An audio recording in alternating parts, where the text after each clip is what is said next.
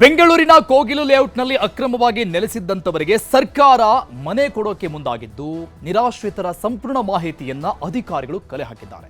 ಇನ್ನು ಮತ್ತೊಂದು ಕಡೆ ಸರ್ಕಾರದ ನಡೆ ನಿರ್ಧಾರಗಳ ವಿರುದ್ಧ ಬಿಜೆಪಿ ಹೋರಾಟ ಮಾಡ್ತಾ ಇದೆ.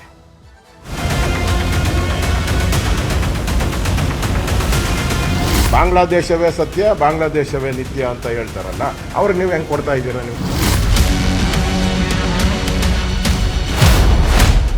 ಕೋಗಿಲು ಲೇಔಟ್ ಜನರಿಗೆ ಸರ್ಕಾರದ ಫ್ಲಾಟ್. ರಾಜೀವ್ ಗಾಂಧಿ ವಸತಿ ನಿಗಮದ ಕಚೇರಿಯಲ್ಲಿ ಹೈಡ್ರಾಮಾ.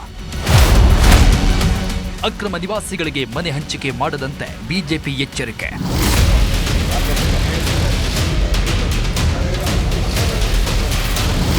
ಬೆಂಗಳೂರಿನ ಕೋಗಿಲು ಲೇಔಟ್ನಲ್ಲಿ ಅಕ್ರಮವಾಗಿ ನೆಲೆಸಿದ್ದವರಿಗೆ ಸರ್ಕಾರ ಮನೆ ಕೊಡೋಕೆ ಸರ್ಕಾರ ಮುಂದಾಗಿದ್ದು ನಿರಾಶ್ರಿತರ ಸಂಪೂರ್ಣ ಮಾಹಿತಿಯನ್ನ ಅಧಿಕಾರಿಗಳು ಕಲೆ ಹಾಕಿದ್ದಾರೆ. ಮತ್ತೊಂದು ಕಡೆ ಸರ್ಕಾರದ ನಡೆ ನಿರ್ಧಾರಗಳ ವಿರುದ್ಧ ಬಿಜೆಪಿ ಹೋರಾಟಕ್ಕಿಳಿದಿದೆ. ಮನೆ ಹಂಚಿಕೆ ಮಾಡುವ ರಾಜೀವ್ ಗಾಂಧಿ ವಸತಿ ನಿಗಮದ ಪ್ರಧಾನ ಕಚೇರಿಗೆ ಬಿಜೆಪಿ ನಾಯಕರು ಭೇಟಿ ನೀಡಿದ್ರು. ನಿಗಮದ ಎಂಡಿ ಜೊತೆ ಪ್ರತಿಪಕ್ಷ ನಾಯಕ ಆರ್ ಅಶೋಕ್ ಚರ್ಚೆ ಮಾಡಿದ್ರು.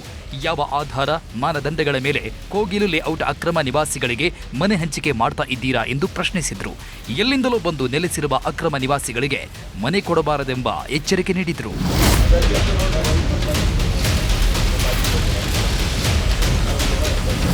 ಮನೆಗಳಿಗಾಗಿ ಅರ್ಜಿ ಹಾಕಿ ಮನೆ ಸಿಗದೆ ಬೇಸತ್ತು ದೂರು ನೀಡಲು ಬಂದಿದ್ದ ಜನರನ್ನು ಅಶೋಕ್ ವಿಚಾರಿಸಿದ್ರು. ದಾಸರಹಳ್ಳಿಯ ವೃದ್ಧೆಯೊಬ್ಬರು ಪೂರ್ಣ ಹಣ ಕಟ್ಟಿದ್ರೂ ಮನೆ ಕೊಟ್ಟಿಲ್ಲ ಎಂದು ಕಣ್ಣೀರಿಟ್ರು. ವೃದ್ಧೆಗೆ ತಕ್ಷಣ ಮನೆ ನೀಡುವಂತೆ ಎಂಡಿಗೆ ಅಶೋಕ್ ಸೂಚಿಸಿದ್ರು. ಈ ತರ ಇವರೊಬ್ಬರದಲ್ಲ, ನಾನು ಹೇಳ್ತಾ ಇರೋದು, ರಾಜ್ಯದಲ್ಲಿ ಈ ತರದ ಲಕ್ಷಾಂತರ ಕೇಸ್ ಇದೆ. ಲಕ್ಷಾಂತರ ಕೇಸ್. ಮನೆಗಳಿಗೆ ದುಡ್ಡು ಕಟ್ಟಿ, ಅಡ್ವಾನ್ಸ್ ಕಟ್ಟಿ, ಮನೆಗಳಿಗೋಸ್ಕರ ಜಾತಕ ಪಕ್ಷಿಗಳಂತೆ ಕಾಯ್ತಾ ಇದ್ದಾರೆ. ಯಾರು? ಇವರೆಲ್ಲ ಕನ್ನಡದವರು. ಕನ್ನಡ ತನಮ್ಮ, ಕನ್ನಡವೇ ಸತ್ಯ, ಕನ್ನಡವೇ ನಿತ್ಯ.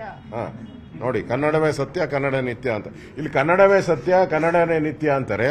ಅಲ್ಲಿ ಬಾಂಗ್ಲಾದೇಶವೇ ಸತ್ಯ, ಬಾಂಗ್ಲಾದೇಶವೇ ನಿತ್ಯ ಅಂತ ಹೇಳ್ತಾರಲ್ಲ, ಅವ್ರಿಗೆ ನೀವು ಹೆಂಗೆ ಕೊಡ್ತಾ ಇದ್ದೀರಾ?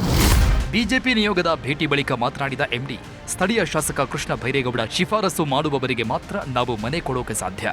ಶಾಸಕರು ಕಳುಹಿಸಿದ ಜನರು ಅರ್ಹರು ಇದ್ದಾರೋ ಇಲ್ಲವೋ ಎಂಬುದನ್ನೂ ಕೂಡ ಪರಿಶೀಲನೆ ಮಾಡಿ ಮನೆ ಹಂಚಿಕೆ ಮಾಡುತ್ತೇವೆ ಅಂದರು. ಜಿಲ್ಲಾಡಳಿತ ಈಗ ಸರ್ವೆ ಮಾಡ್ತಾ ಇದೆ, ಮತ್ತೆ ಜಿಬಿಎದವರು ಸರ್ವೆ ಮಾಡ್ತಾ ಇದ್ದಾರೆ. ಎಲ್ಲ ಸರ್ವೆ ಪ್ರಕ್ರಿಯೆ ಮುಗಿದ ಮೇಲೆ, ಸಂಬಂಧಪಟ್ಟ ದಾಖಲಾತಿಗಳನ್ನು ಪಡೆದ ಮೇಲೆ ಅದನ್ನ ಶಾಸಕರ ಕಮಿಟಿಗೆ ಹೋಗುತ್ತೆ. ಕಮಿಟಿಯಿಂದ ಅಪ್ರೂವಲ್ ಆಗಿ ನಮಗೆ ಬರುತ್ತೆ. ನಾವು ಬಂದಾಗ ಅದನ್ನ ನಮ್ಮಲ್ಲಿ ಎಲಿಜಿಬಿಲಿಟಿ ಕ್ರೈಟೇರಿಯಾ ಇದೆ, ಕ್ರೈಟೇರಿಯಾ ಚೆಕ್ ಮಾಡ್ತೀವಿ. ಎಲಿಜಿಬಲ್ ಇದ್ದವರಿಗೆ ನಾವು ಇಂಪ್ಲಿಮೆಂಟ್ ಮಾಡ್ತೀವಿ. ಮತ್ತೊಂದು ಕಡೆ ಕೋಗಿಲು ಲೇಔಟ್ಗೆ ಬಿಜೆಪಿ ಸತ್ಯಶೋಧನಾ ತಂಡ ಕೂಡ ಭೇಟಿ ನೀಡಿತ್ತು.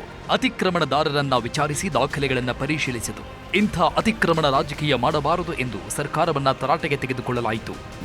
ಇವತ್ತು ಸರ್ಕಾರ ಏಕಾಏಕಿ ವೇಣುಗೋಪಾಲ್ ಅವರು ಹೇಳಿದ್ರು, ಆ ಕೇರಳದ ಮುಖ್ಯಮಂತ್ರಿ ಹೇಳಿದ್ರು ಅಂತ ಹೇಳಿ ಅಲ್ಲಿನ ರಾಜಕೀಯ ತೆವಲಿಗೋಸ್ಕರ ಇಲ್ಲಿ ನಾನು ಕೂಡ ನನ್ನ ಕ್ಷೇತ್ರದಲ್ಲಿ 20,000 ಮನೆಗಳು ರಾಜೀವ್ ಗಾಂಧಿ ಹೌಸಿಂಗ್ ಕಾರ್ಪೊರೇಷನ್ ಇಂದ ಮನೆಗಳನ್ನು ಕಟ್ಟಿದೀವಿ.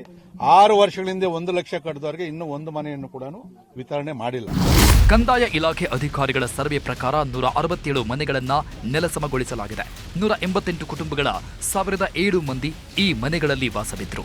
ಸದ್ಯ ದಾಖಲೆಗಳು ಹಾಗೂ ಮಾಹಿತಿ ಸಂಗ್ರಹ ಮುಗಿಸಿರುವ ಅಧಿಕಾರಿಗಳು ಜಿಬಿಎ ಅಂಗಳಕ್ಕೆ ವರದಿ ತಂದಿಟ್ಟಿದ್ದಾರೆ. ಕಾರ್ತಿಕ್, ನ್ಯೂಸ್ 18 ಕನ್ನಡ, ಬೆಂಗಳೂರು.